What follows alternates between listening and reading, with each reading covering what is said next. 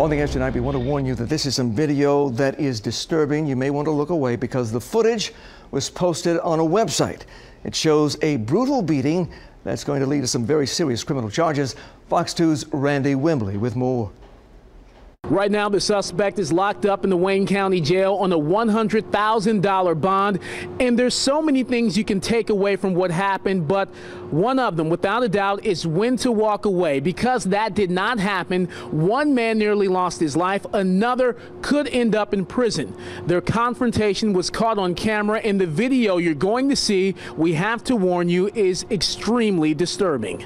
We right here. Right here. What you want to do? We right here. Hey, y'all don't do that, man. We right.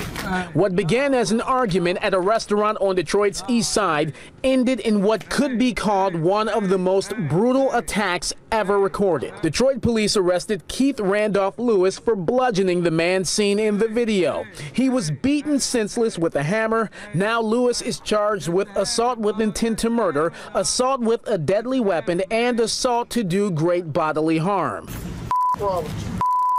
It happened at Grandy's Coney Island on Outer Drive in Sherwood. Rosa Johnson was a regular here. That ain't right.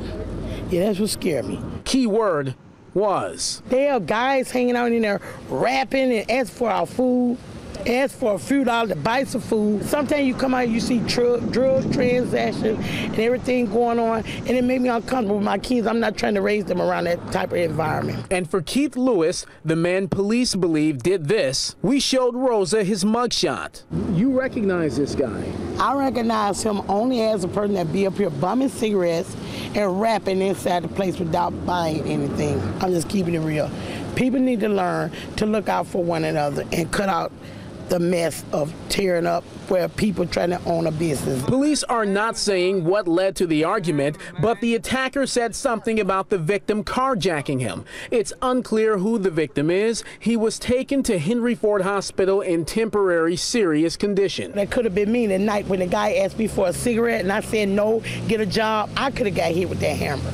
For real. We sent Lewis's court-appointed lawyer a link to the video, which had nearly 500,000 views in one day on worldstarhiphop.com, but she declined to comment. The restaurant's owner says he normally tries to break up fights and get troublemakers to leave, but this attack a few weeks ago, none of the workers saw it happening, and the surveillance cameras did not pick it up. Right now, no word on how the victim is doing. As for the suspect, he has a preliminary exam on Friday morning.